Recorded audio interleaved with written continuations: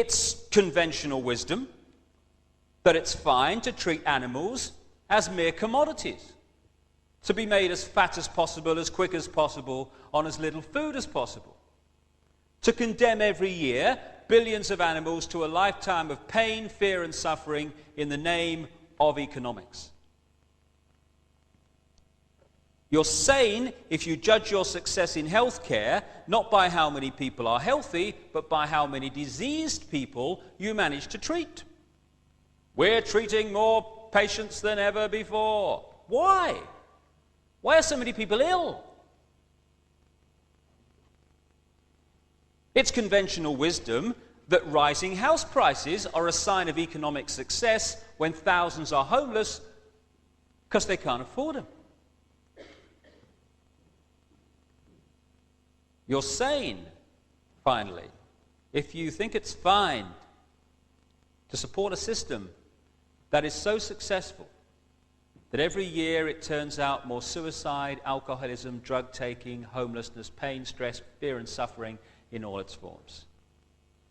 We'd be in real trouble if this system wasn't working, wouldn't we? Piece of Native American wisdom, what have become known as American Indians. When you have cut down the last tree and poisoned the last river, you will know that you cannot eat money. That's wisdom.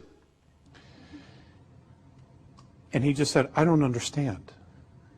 And I said, well, what do you not understand? Why do you have to pay to live on a planet you were born on? That haunted me for many years, that statement. Because, you know, how do we unravel that? You know, what do we create in order to drop that paradigm? And how do we create it?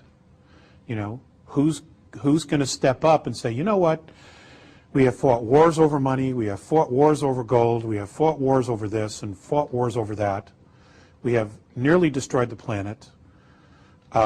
We have destroyed species. We're destroying humanity.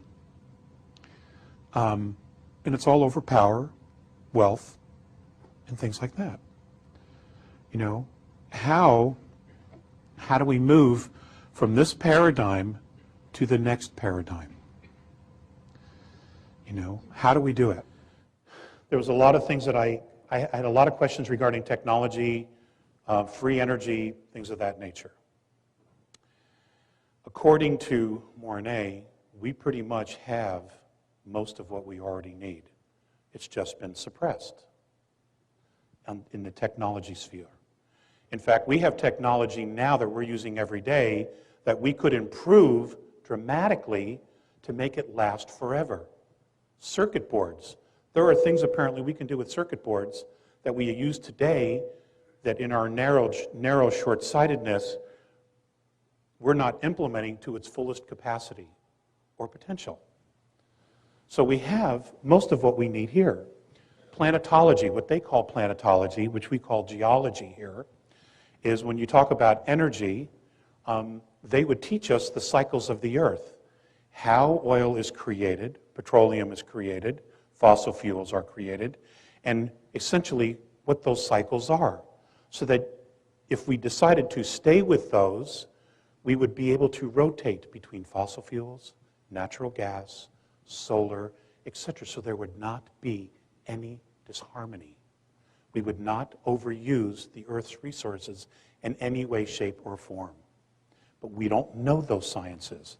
All we do is we find it, we pump it out of the hole, we fill it full of seawater, and then we move on. Okay? Wrong answer. Okay? Electricity. We have electric cars. There is technology that already exists that can be improved. They literally do not have to give us anything else at the moment except ideas that we can create. Their thoughts were, why aren't all the major cities inside the cities using electric vehicles? Because you're traveling short distances inside major cities. Why not use electric there? This whole thing about advanced maturity, this whole thing about extraterrestrial life, This whole thing about a resurgence of spirituality, this whole thing about relearning Mother Earth and living in harmony, and finally, giving the indigenous cultures their due and their acknowledgement because they were right all along. Okay? We were wrong. Civilized, industrial civilizations, they're not in balance. It's not to say they can't be, but what we've created is completely out of balance and has pushed the earth to her limit. So we have to give them their due. Save the savages. Remember that? Save the savages because they don't know any better. They don't know Jesus.